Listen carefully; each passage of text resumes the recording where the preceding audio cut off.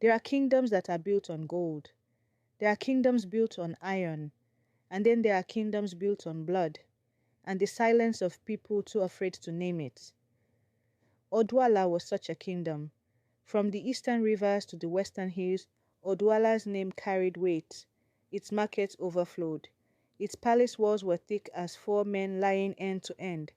Its king wore beads that had never been worn by a poor man, and his title men announced him 3 times before his sandaled feet touched any floor. Palm wine flowed at every festival. The drums of Odwala were the loudest in the land. Strangers came from distant places just to see the gates of the palace and say they had been close to greatness. But there is a proverb the old men of Odwala whispered when no one important was listening. They said, "The fatter the cow, the more it costs to feed it." And every man in Odwala who had lived past 50 years knew what that proverb really meant. They knew what King Adelugba fed his kingdom with. They knew, and they said nothing. Because the man who spoke against Adelugba did not speak for long. King Adelugba had ruled Odwala for 22 years. He was not tall, but he was broad, the kind of broad that says the world has never been able to push me down. His eyes were intelligent and cold, the way still water is cold when you do not know what lives below its surface. He smiled easily. He laughed with chiefs at festivals. He gave yams to the poor during harvest season, and let the praise singers call him Father of 10,000 and Keeper of the Ancestors' Promise. Children were named after him. Women ululated when he passed. The elders poured libations in his honor. But in the lower chambers of the palace, below the throne room, below the rooms where his advisors slept, below even the room where the palace maid Neka swept the dust of royal secrets from tiled floors, there was a door that had no name. Everyone in the palace knew it existed. No one ever called it by what it was. The ritual chamber. The drums that came from that direction on certain moonless nights were not festival drums. They were not the drums of celebration or the drums of war. They were smaller, deeper, more urgent. They sounded like something calling not to men but to something older than men. And when those drums beat, even Captain Decker, the palace guard, who had seen men flogged and executed and buried without ceremony, would stand at his post and stare at the wall and make no movement and ask no questions. Because in Odoala, not all questions led to answers. Some questions led only to the bottom of the Olu River, weighted down with silence and stones. The first girl went missing 7 years before the story the elders still tell today. Her name was Yemi. She was 17, the daughter of a yam farmer in the second village outside the palace walls. She had been called to the palace for a feast. The king's advisor said they needed young women to serve palm wine at a celebration for visiting chiefs. Her mother dressed her in her best cloth. Her father prayed over her. She walked to the palace with 6 other girls from nearby villages. Only 5 came back, her father asked. Her mother wept at the palace gates. The guard captain, it was not Decca then. It was a man named Supo who later died of a sickness that came very suddenly, told them the girl had left with the other women. He said she had walked out with the rest. He said this with the eyes of a man who has practiced saying something until it sounds true even though every part of his body knows it is a lie. The family grieved. They held funeral rites for someone whose body they never held. And life in Odwala continued, loud and golden and afraid. Then it happened again. A girl named Chisom, who sold groundnuts near the big market. Then a girl called Adais, daughter of a blacksmith. Then a girl from the northern edge of the kingdom, whose name most people in the market could not even agree on. Some said Lara, some said Nara, but whose absence left a space in her mother's compound that the mother filled by sitting in the same spot every morning and doing nothing until the sun went down. 7 years. 4 girls, maybe more, if you counted the ones people feared to mention. And still Oduala prospered. The harvest was always good. The rains came as they should. No war touched the kingdom's borders. Trade routes into Oduala swelled with merchants. The palace grew richer every season. And King Adelugba sat on his carved throne with his cold, intelligent eyes and his easy smile, and let the praise singers call him Keeper of the Ancestors' Promise. The promise, it seemed, was being kept. It was a girl named Amara who broke the silence. Amara was 20 years old. the older sister of the girl called Adais. She had not wept quietly, as she had not sat in one place watching the sun move. She had asked every question her father told her not to ask. She had gone to market and sat near women who liked to talk. She had spoken to servants who had once worked in the palace and now sold papers by the roadside. She had listened at night when old men who had drunk too much palm wine said things they would never say sober. And piece by piece, the way a woman weaves cloth thread by thread without rushing, Amara had built a picture so dark and so complete that when she finally looked at it, she had to sit on the ground for a long time before she could stand again. She brought what she knew to Chief Balewa, the oldest of the Council of Elders, because she had been told he was an honorable man. Chief Balewa was old and round and moved slowly and spoke carefully. He listened to Amara with his eyes closed and his hands folded over his belly. When she finished, he opened his eyes and looked at her for a very long time. "Child, takes heart," he said. "The things you are saying are very heavy." "I know," Amara said. "That is why I brought them to you instead of carrying them alone." Chief Balewa looked at the wall behind her. He looked at the floor. He said, "Go home. Stay quiet. Do not go to the palace alone." He did not say she was lying. He did not say she was wrong. He simply closed the door between them and left her standing outside his compound in the afternoon heat with the full weight of what she knew pressing down on her shoulders like a stone. He knew. She understood then that he already knew. 3 nights later, the thing that broke the story open forever was not Amara's voice. It was a boy named Kelechi, a palace messenger, thin and quick-footed, the kind of child that adults look past entirely because he is always running somewhere and never seems to stay still long enough to know anything. But Kelechi had been in the passage behind the storeroom, near the lower chambers on a night when the drums were beating, sent by the palace steward to fetch oil lamps, and Kelechi had seen the door with no name standing open. He had seen what was inside. He did not tell anyone right away because he was 11 years old and terrified and smart enough to know that an 11-year-old boy with dangerous knowledge is not safe inside palace walls. He waited 3 days. He watched the adults. He observed how certain guards moved differently on certain mornings, how the shrine keeper Baba Nkwere has walked with his eyes down for days after those nights of drumming, how Jago the palace enforcer, a man so feared that women pulled their children close when he passed through the market, washed his hands more than usual after those nights, rubbing them under water for too long the way a man washes something that will not wash. Kelechi slipped out of the palace on the 4th day and ran. He ran to the market. He ran to Amara because he had heard the women talking about the girl who asked questions. He found her at a store with her jaw set and her eyes always moving, the way a woman who knows she is surrounded by something dangerous keeps her eyes moving. He sat down next to her and spoke very quietly. And as he spoke, Amara's face went through 5 different things: shock, grief, nausea, fury, and then a cold and absolute stillness that was more frightening than all the other 4 put together.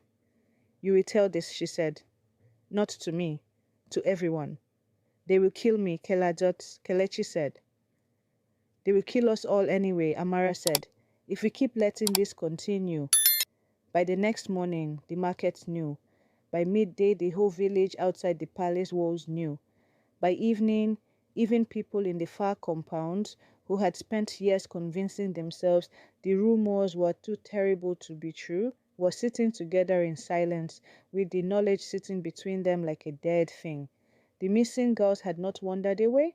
They had not run to other kingdoms or followed men they loved into the bush. They had been taken and called to the palace one by one, cleaned and dressed and brought to the door with no name, and used to feed whatever arrangement Adelugba had made with whatever it was he had made an arrangement with, in exchange for Oduala's impossible, uninterrupted prosperity. 7 girls, some said 9. Amara said she counted at least 12 names, if you included the ones in the villages too afraid to even grieve loudly. The kingdom shook, not like a building in wind, like a building in which something deep beneath the foundation has finally, after years of pressure, begun to crack. The council of elders was summoned 3 times before all 7 chiefs appeared in the chamber together. The chamber was a low, wide room lit by oil lamps, smelling of wood and old cloth and the sweat of men who had sat in important seats for too many years. The kola nut was brought out. Nobody touched it. Chief Otemba, the smoothest talker on the council, a man whose words moved like water finding the easiest path downhill, spoke first. "We must be careful," he said. "These are accusations. Accusations are not evidence. The king is the king." He adjusted his cloth and looked at each elder with the calm of a man who has already decided what the outcome will be and is merely performing the discussion. Chief Sangoji slammed his hand on the carved table. "4 girls from my ward," he shouted. 4! And I sat here and accepted the king's yams and said nothing. How do I face my own compound now? He was loudly outraged, which most of the elders noted but did not trust, because Chief Sangoji was often loudest about the thing he most needed to distance himself from. It was old Chief Balewa who finally said the thing that mattered. He said it quietly, from the back of his chair, without opening his eyes fully. "The boy saw what he saw," he said. "Kelechi is not a liar. I have known his family for 30 years, and besides..." He paused. "Besides, I have known this for longer than today." The silence in the chamber after that was unlike any silence that room had held before. "You knew," said Chief Sangoji. "I suspected," said Balewa. "And I was afraid, which in the end is the same as knowing." What happened next moved fast, the way shame always moves once it is fully uncovered. Evidence appeared, ritual objects found by villagers in the forest path east of the palace, cloth belonging to one of the missing girls discovered in a storage space beneath the shrine. Baba Nkwe, the high priest and shrine keeper, was brought before the council. He was old and thin and had the look of a man who had carried something terrible for so long that it had grown into his bones. He stood in the chamber with his eyes on the floor and his hands trembling and said nothing for a long time. Then he said, "I did what I was commanded to do. I have not slept soundly in 4 years." "Who commanded you?" Chief Sangoji demanded. Baba Nkwere raised his eyes. He looked at no one. "The king," he said, "the king of Odwala, the same man you all ate kola nut with last harvest festival." His voice did not waver. It had gone past wavering, past grief, into something flat and final that was harder to listen to than weeping. "He came to me 23 years ago when his fortune was failing. He had inherited debts and a sick kingdom. He had heard of a rite, an old rite from before this kingdom had law, and he asked me to perform it. I refused." He stopped. "He had my son brought to the palace." He stopped again. "I performed the rite." The chamber held this information like a bowl holds water, with difficulty and not without spillage. "First he used his enemy's daughters," Baba Nkwe continued, his voice now almost without emotion, as though he were reciting something. "Then he needed more. The rite demanded more. Every few years, more." He pressed his lips together. He told himself it was for Oduwala. He told himself the kingdom's prosperity was worth the price. I think in the beginning he may even have believed it. King Adelugba was brought before the full council the following morning. He came dressed in his royal cloth, his title beads around his neck, his face composed and still and cold. He came the way a man who has always been the most powerful person in any room comes, as though even being summoned is something he is permitting rather than obeying. He looked at the council with those intelligent eyes and said nothing, until Chief Otemba told him what had been found, what had been confessed, and what the kingdom was demanding. Then he said, "You have always needed me, all of you. Do not pretend this morning that you did not eat from the same table." Chief Sangoji stood up. "You dare?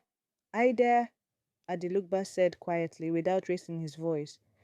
"I dare because every man in this room has accepted gifts from a kingdom that should not have survived. You knew what kept Odwala alive. You chose your silence. Do not now wear the face of righteousness." He looked at Balewa. "Especially you." Balewa did not flinch. He said, "Perhaps you are right. Perhaps we all carry guilt. But guilt shared does not disappear. It only grows heavier." He reached for the kola nut that had sat untouched on the table since the session began and placed it in the center. The kingdom is demanding a price. The law of Oduala, the old law, the law before your reign, says that one who takes what is sacred from the people must surrender what is most sacred to him. He folded his hands. The council has decided. You will surrender the princess. The silence that followed was so complete that the flame of the nearest oil lamp bent slightly in the draught from the door, as though leaning in to hear better. King Adelugba's face did not move. Only his eyes moved. And in his eyes, for the first time, something shifted. Something behind the coldness. Something that looked, just for one moment, like the face of a man who has always known that a particular day would come and has spent 20 years trying to avoid looking directly at it. You cannot. The council has decided, Balewa said again. She is my daughter. They were someone's daughters too, Amara said. Everyone turned. She was standing at the entrance to the chamber. She should not have been there. The chamber was for elders only, but no one moved to remove her. She stood in the doorway with her cloth wrapped around her, her eyes on the king, her face a controlled, devastating calm. Adais was my sister, she said. She was 17 years old. She liked groundnuts and hated the rainy season. She was going to be married to a blacksmith's apprentice the following year. Her voice did not break. Zarah is your daughter. I am sure she is everything to you. I am sure she is bright and beautiful and full of future. That is exactly how I felt about Adaize. King Adelugba looked at Amara for a long time. Then he looked away. And that, the elders would later say, was when they knew he would not fight it. The preparations for the ritual were made quickly, before the king could recover his political footing. Mazi Ikena, the royal advisor, came to the king's chamber that night and found him sitting in the dark, his beads removed, his cloth loose, looking like a man who had aged 10 years between morning and night. My king, Ikena said carefully, there may be a way to delay. There is no delay, Adelugba said. They have already decided, and they are right. He paused. That is the worst part. They are right. Ikena stood in the doorway for a moment, then quietly withdrew. No one knew what conversation the king had with Princess Zarah before the ritual night. Neka, the palace maid, said she heard voices from the king's private chamber. The king's voice, low and broken, and the princess's voice, even and quiet, the way someone speaks who has already made peace with something. Neka pressed her ear to the corridor wall and could not make out the words, only the rhythm. The king speaking long, the princess speaking short. The king's voice cracking once like old wood, the princess's voice steady all the way through. Zarah was 24 years old. She was tall and deliberate in her movements, with her mother's eyes, Queen Morayo's eyes, deep-set and watchful, the kind of eyes that always seemed to be thinking something more than the face was showing. She had been educated in the palace traditions and in the arts of governance. She was not soft. She had never been soft, but she had also never been treated as anything other than her father's most prized inheritance, the jewel of Oduwala's royal line, the future of the throne. And now the council was sending her down the same path the dead girls had walked. The ritual night was dark, not just the darkness of no moon, but the heavy, total darkness that feels intentional, as though the sky has decided not to witness. Torches were lit in the palace courtyard, but they seemed smaller than usual, the light refusing to spread. Baba Ninkwere moved through the preparations with the motions of a man performing actions his body knows but his spirit has long since abandoned. He placed the ritual objects. He drew the markings. He did not look at the princess as she was led through the corridor. Captain Dacre stood at his post outside the corridor leading to the door with no name. He looked straight ahead. He breathed slowly. He had stood at this post before on these nights. He had always looked straight ahead. But tonight he noticed something he had not noticed before, or perhaps had noticed and refused to acknowledge. The princess walked into that corridor without being pushed, without being dragged. She walked in with her chin up and her hands loose at her sides, the way someone walks into a room they chose to enter. He told himself it meant nothing. The ritual failed. No one could explain it exactly, not even Baba Nkwere. who in all the interrogations that followed would only say, Isom, the ancestors refused it. Whatever was supposed to happen in that chamber did not happen. The fire went wrong. The objects fell out of their positions. Something in the room shifted in a way that could not be described in practical language and would not be described in any language by anyone who had been present, because they did not speak of it afterward. What was certain was that when the door to the chamber opened in the grey hours before dawn, Princess Zarah walked out alive. She walked out barefoot, her ceremonial cloth trailing behind her, her hair loose and wild. Her eyes were open but not focused. She moved through the palace corridor the way smoke moves, slow, sideways, following no clear purpose. She passed Captain Deka and did not look at him. She passed Neka, who pressed herself against the wall with both hands over her mouth. She walked into the moonlit courtyard and stopped in the center and stood there until the sun rose. When they tried to speak to her, she spoke back. But what she said made no sense. She said, "The fish does not know it is in water until it is out of it." She said, "Count the beads on a dead man's neck and you will know who killed him." She said, "The fire that cooked the child is still burning in the kitchen." She said these things in a clear, soft voice, without urgency, without apparent awareness of who she was speaking to. She wondered. She ate when food was brought, but did not ask for food. She slept sometimes on the floor of corridors instead of in her chamber. She laughed occasionally at nothing, a light, empty laugh that was somehow more disturbing than weeping. The palace said she was broken. The king's ritual had shattered his own daughter's mind. It was a judgment. It was a curse. Even the people who hated Adelugba looked at the wandering princess with something like pity, because whatever she had been before, she was not that now. Or so everyone believed. Mazi Ikena found her in the courtyard one morning, sitting near the well, trailing her fingers in a clay pot of water. He sat beside her cautiously and watched her for a while. Then he said gently, "Zarah, do you know who I am?" She looked at him with a slow, tilted expression. She said, "You are the man who writes letters in the king's name that the king did not ask for." Ikena froze. Because this was true, it was a small truth, administrative and not terrible. But it was a private truth that no one had reason to know, except himself and one other man who was now dead. He stared at her. She had already looked away, back to the water, her finger still moving. He did not tell anyone what she had said. 12 days after the failed ritual, Chief Sangoji was found dead in his private compound. He had been sleeping. There was no wound on his body. There was no sign of struggle. The only unusual thing, the thing that no one could explain and that spread through Odwala by the next morning, was that his hands were arranged, placed deliberately palms up in a specific position, a position that those who knew the old ritual markings recognized immediately. It was the position of one who had made an offering. 3 days after that, a palace guard named Femi, who had been stationed at the lower chambers for 6 years and who had been present on many of the nights the drums played. Femi was found at the base of the palace's eastern wall at dawn. He had fallen, or been pushed. The investigation went nowhere because no one wanted to push the investigation anywhere.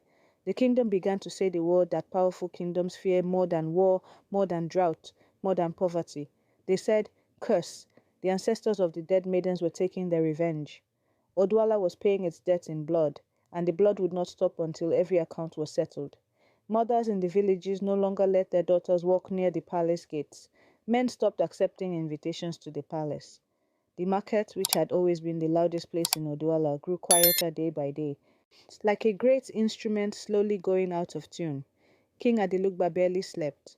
Those who saw him in these weeks said he had become a different kind of man. His cloth was still fine, his beads were still on, but his eyes had lost their stillness. They moved now the way frightened eyes move, quick, always checking corners, never landing anywhere for long. He gave no more speeches. He called no more feasts. He sat in his throne room in the afternoons and stared at the far wall and said nothing to anyone.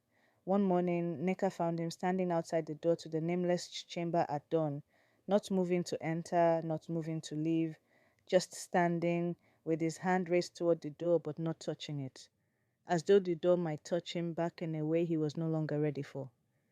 "My king," she said softly. He did not turn. He said, she forgave me, Nika, the night before. She looked at me and she said, Father, I forgive you. She said it in exactly her mother's voice. He pressed his raised hand against the door now, slowly, palm flat. Morayo said the same words to me, the night she... He stopped. Nika stood very still. She thought about what she had heard, and what she understood, and what she would do with it. Then she walked away quietly and quickly, the way a woman who has just heard too much truth removes herself before the truth can follow her home. Because this was another thing Odwala was learning in these terrible weeks. Queen Morayo had not left the palace years ago because of illness, the way the official story had always held. Queen Morayo had not died of a quiet sickness. Queen Morayo had been the beginning. She had been the first. The rite that Baba Nkwe had performed 23 years ago, the rite that started all of it, the thing the king had offered to whatever he had made his arrangements with, it had not been a stranger's daughter at the start. It had been his wife, and his daughter had always known. This was what the council did not understand when they planned their punishment. This was what Chief Otemba did not understand when he smiled his smooth smile and proposed the final ceremony. They thought they were dealing a broken man who had lost his daughter's sanity. They did not know they were walking into a performance. The council announced the ceremony of shame publicly. They gave it all the weight of law, called it a restoration of sacred order. They framed it in the language of the ancestors and justice and the kingdom's wounded honor. It was not a marriage in any real sense. The elders were careful to say that, to repeat it, because even they were uncomfortable with the shape of the punishment they had chosen. It was a ritual of shame, a forced public ceremony that would bind the king's name to disgrace forever. He would be made to stand with his dishonored daughter before the whole kingdom, dressed not in royal cloth but in the rough cloth of the condemned, and the chiefs would strip his title beads from him one by one and hand them to the earth, and his name would be spoken as warning rather than praise for all the years to come. The night of the ceremony came like all terrible nights come in stories, full and dark, with too many torches casting too many shadows, and the air carrying the smell of smoke and old grief. The festival grounds outside the palace were packed with people who had come not to celebrate but to witness. There is a kind of watching that is not pleasure and not grief, but something harder to name. The watching of a people who have been silent too long and are now present for the undoing of the thing that silenced them. Odwala watched with that kind of eyes. The masked elders formed a wide circle at the center of the grounds. Between them, the ceremonial space had been prepared. 2 low stools set close together, a clay bowl of bitter water, ash, and the stripped wooden pole that had replaced the king's royal staff. The praise singers were absent. No one had called them. The silence was itself a statement. King Adelugba was brought out first. He moved slowly, the rough condemned cloth, without his beads, without his staff, without the men who always walked before him. He looked smaller without his ornaments. Not in body, and he was still the same broad, formidable man, but in the way all kings look small when the ceremony of kingship is removed and only the man remains.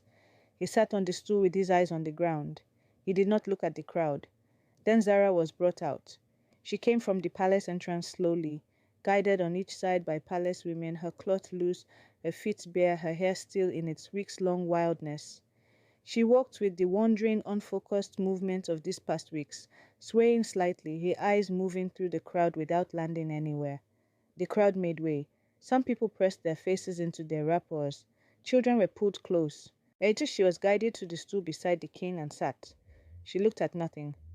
Her hands lay in her lap, like objects someone had placed there. Chief Otemba stepped forward to begin the rites. He opened his mouth.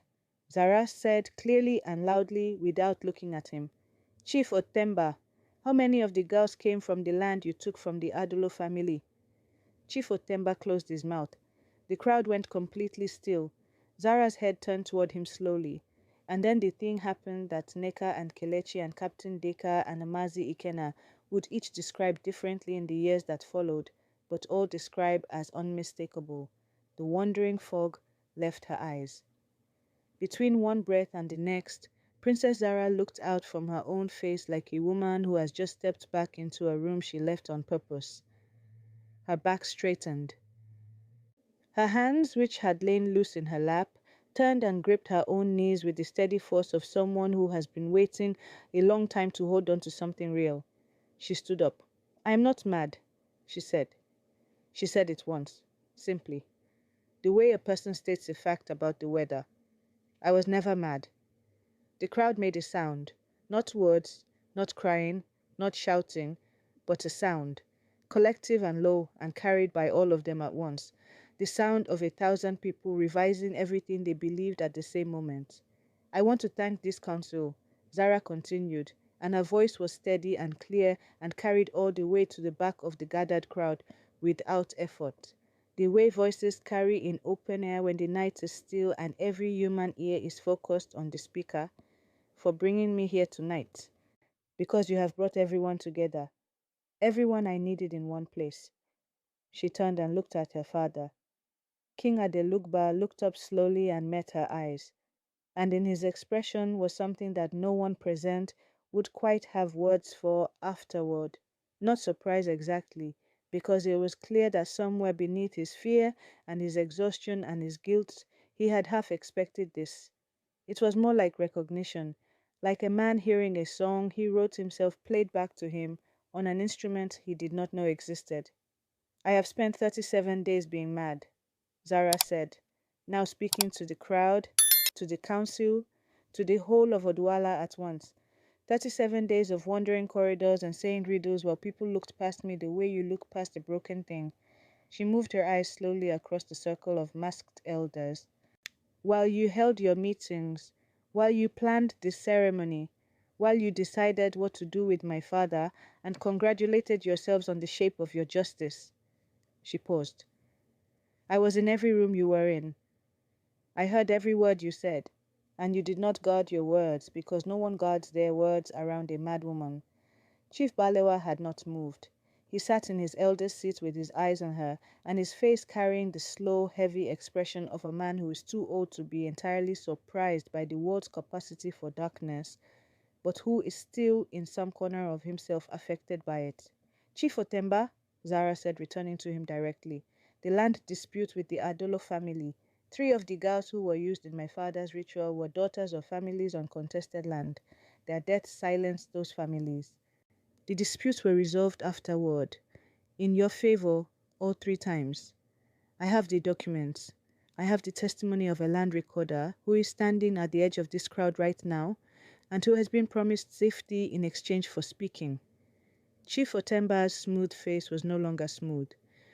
"Chief Balewa," she said, and her voice softened slightly, the way a blow softens when it comes from a place of genuine sadness rather than pure anger. "You knew. You have already admitted you knew. What you have not admitted is that you came to the shrine once. Babankwer kept a record, not of what was done, because Babankwer is a man trying to live with what he did, but of who was present, who witnessed, who was given a blessing in exchange for silence." She held his gaze. "You are not the worst man in this circle, but you are not the innocent judge you presented yourself as." Chief Balewa closed his eyes. He did not speak. "Chief Sangoji," she said, and then paused. "Chief Sangoji is dead. I know who killed him. He was killed with a preparation made from a root that grows only in the forest east of the palace, brewed into palm wine, left at his compound gates in an unmarked vessel, knowing he would drink it because he always drank what was left at his gate, because he was a man of appetite who had stopped being careful." She let the pause stretch. "I did not kill him, but I know who did, and I know why. And I will speak that name tonight, in front of all of you, before this is over." The crowd's sound this time was different, sharper, afraid. "My father?" she said last. King Adelugba looked at her. "You are a monstrous man," she said. "That I have known this for a long time. I knew it before they brought me to that chamber. I knew it on the night I was 8 years old, and I saw my mother carried out of the palace wrapped in the cloth of mourning for a sickness she did not have." Her voice moved through something then, a brief turbulent passage of emotion, controlled but real, the way a river is controlled by its banks without ceasing to be a river. I have hated you for 15 years. I have studied you for 15 years. I know every secret you keep, every arrangement you made, every man you own, and every man who owns you. She took one slow breath. And I did not survive your ritual by accident. The crowd leaned forward. I prepared for it, she said. Baba Nkwe did not perform the ritual faithfully that night. He has been my ally for 2 years. Because Baba Nkwe is a man who was once threatened into doing evil and has spent every year since looking for a way to undo it. We made an arrangement. The ritual was performed with substitutions he knows, and I do not need to explain. It was made to appear to fail. And I played the madness that followed, because a mad princess can walk anywhere in a palace. She can sit in corridors during council meetings. She can wander into rooms where letters are written, and receipts are kept, and objects are stored that powerful men believe are well hidden. She looked at the council. Nothing in that palace is well hidden. I know where everything is, and I have made copies. She reached into the folds of her loose cloth. She drew out a folded document and held it up where the torchlight could reach it. This is a record of every sacrifice. Every name, every date, every man present, or who gave permission, or who accepted benefit afterward. Her hand was steady. There are 22 names in this document that are not my father's name. 22. The word moved through the crowd like a stone through still water, in rings that kept growing.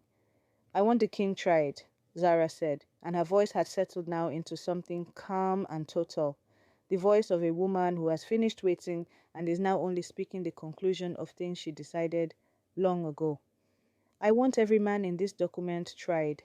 I want the families of every girl who was taken to receive acknowledgement, formal, public, recorded, and whatever reparation this kingdom can offer, knowing that nothing offered can be enough. She lowered the document. And I want it understood by every person in Odwala tonight that a kingdom does not prosper by taking what it does not deserve. What my father built was not prosperity. It was credit, a debt owed to the dead. And tonight, Odwala begins to pay. For a long time after she finished, no one moved. Then Amara moved. She came forward from the edge of the crowd, the same Amara who had stood in the doorway of the elders' chamber and named her sister into existence before powerful men. And she walked to the center of the ceremonial space and stood beside Zarah. She did not speak. She did not need to. Her standing there said everything. Beside these two women, the prepared stools and the bitter water and the ash of the ceremony of shame looked suddenly small and wrong, like a punishment designed for a different story. Captain Decker removed his palace spear from his shoulder and laid it on the ground. He walked to stand behind the women. One of the palace guards followed him, then 2 village men, then a woman in the crowd, older, her wrapper the color of mourning, whose face those nearest to her recognized as the mother of the girl called Yemi, the first girl, the one 7 years ago, the one from whom all of this had truly begun.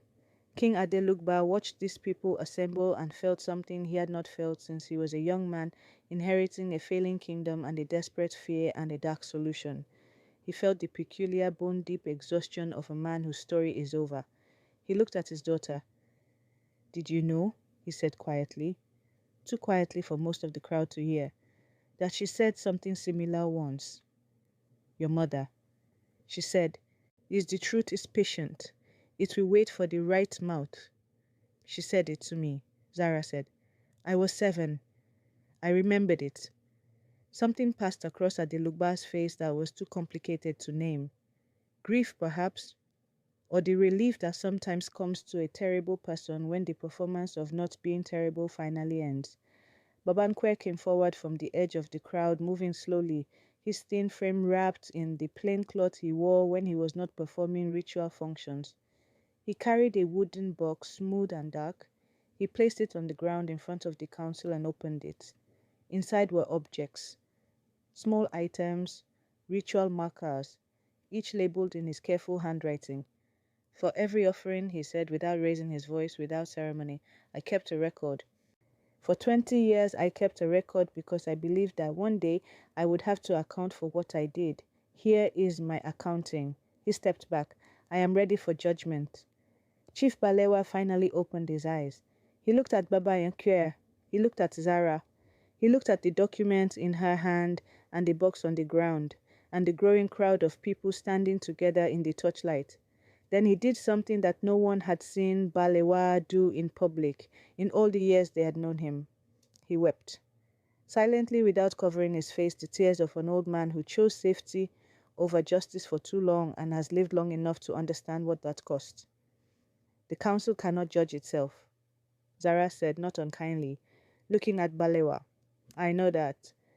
I am not asking the council to be the law tonight. I am asking Oduwala to be the law tonight. Every person here, every family who lost someone, every person who stayed silent, and every person who asked questions no one would answer. This is your kingdom. It was taken from you by fear and fed on your daughters.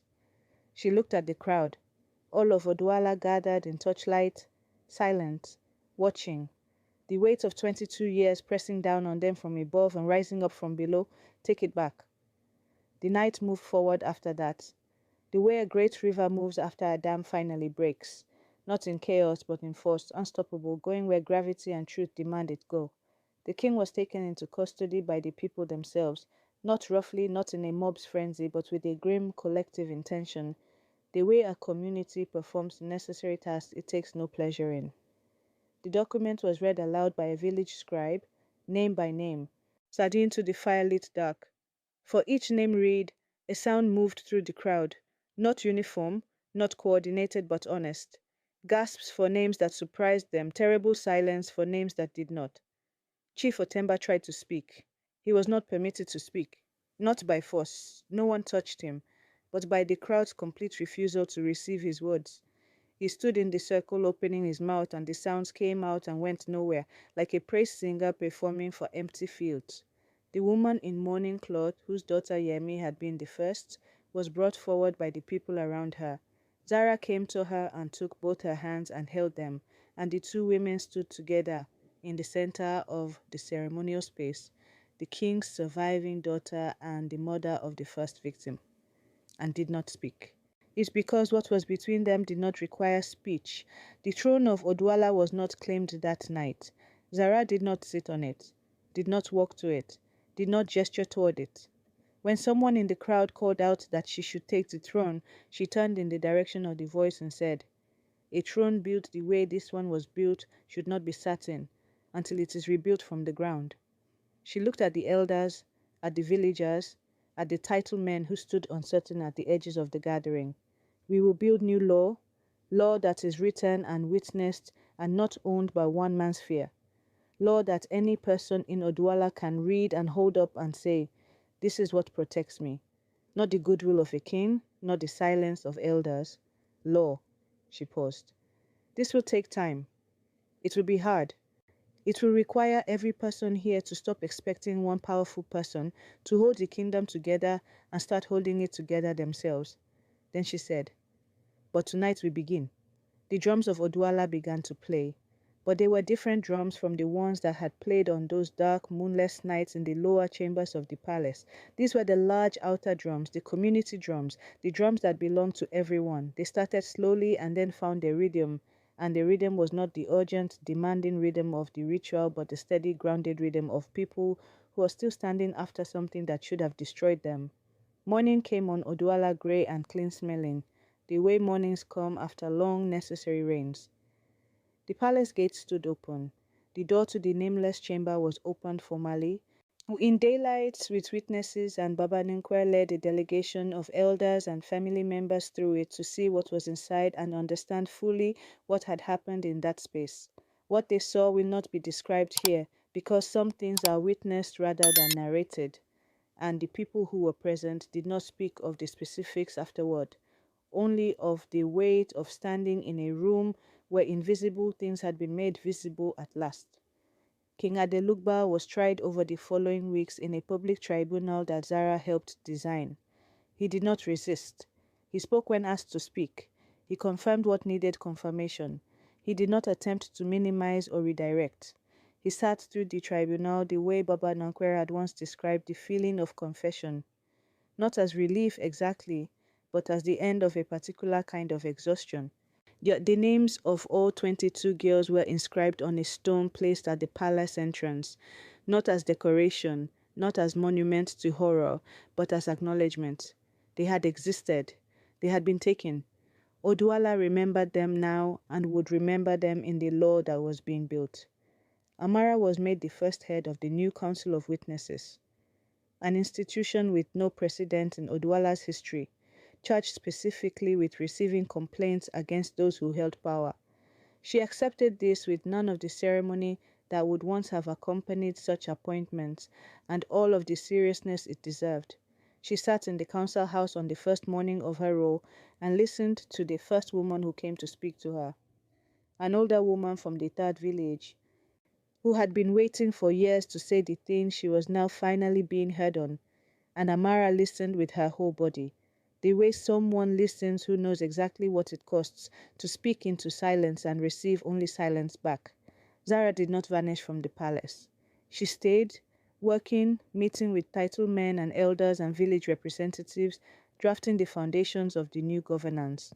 She moved through the palace corridors with purpose now, no longer barefoot and wandering, her cloth properly arranged, her eyes clear. Neka still worked in the palace. Sometimes in the evenings, when the administrative work was done and the palace grew quiet, Neka would find Zarah standing in the moonlit courtyard near the well. The same courtyard where Zarah had stood that first dawn after the failed ritual, or the same courtyard where she had begun 37 days of performed madness that saved an entire kingdom. "Do you ever miss it?" Neka asked one evening, carefully, meaning something she could not quite frame directly. Zarah considered the question seriously. "I miss my mother," she said. "I have missed her since I was 8 years old. I do not think I will stop missing her." She looked at the sky. "But this is not missing.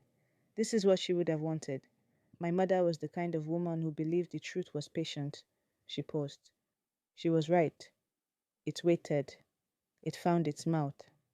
In the old stories, the elders say that a kingdom which has done great wrong does not recover quickly.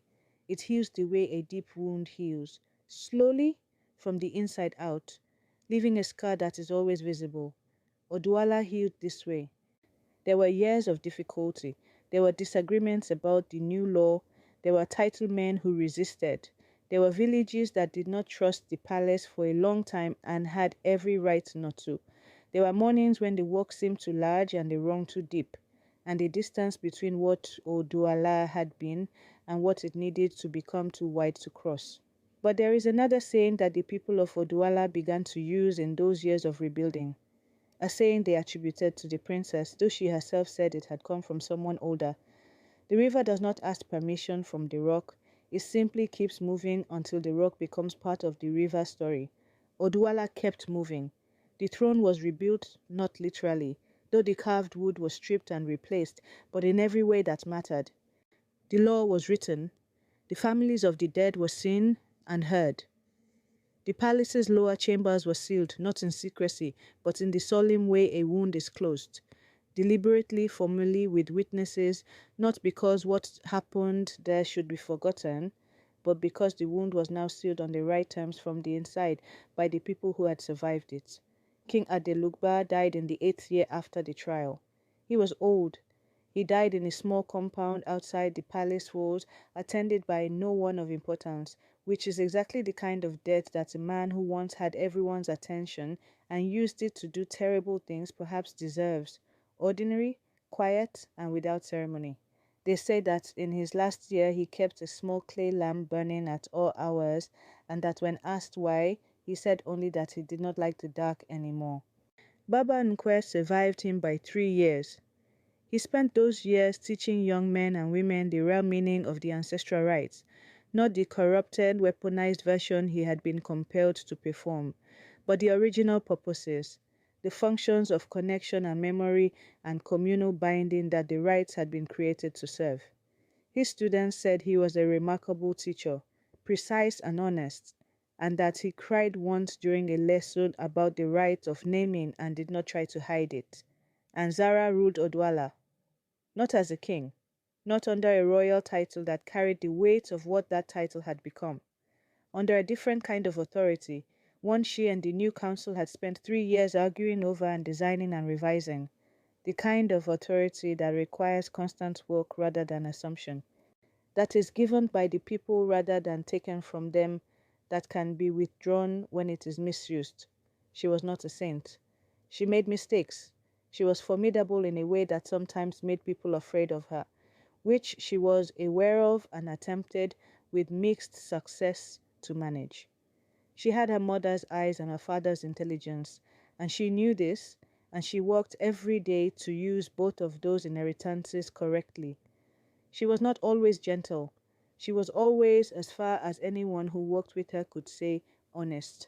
The last thing the old storytellers say about Zarah, and this is the detail they always end on, told by firelight, with the drums quiet and the night full and the children sitting close, is that for the rest of her life, no matter what chamber or compound or council room she was seated in, she never forgot what it felt like to walk barefoot through a palace corridor, speaking in riddles, watching the powerful reveal themselves to a woman they thought could not understand them. She never forgot how much you could learn from the inside of a silence you chose to keep. And she never forgot this, that 37 days of performed madness was a small price to pay for a kingdom finally free. A king who feeds on his people is not a king. He is a hunger, and all hungers in the end are starved.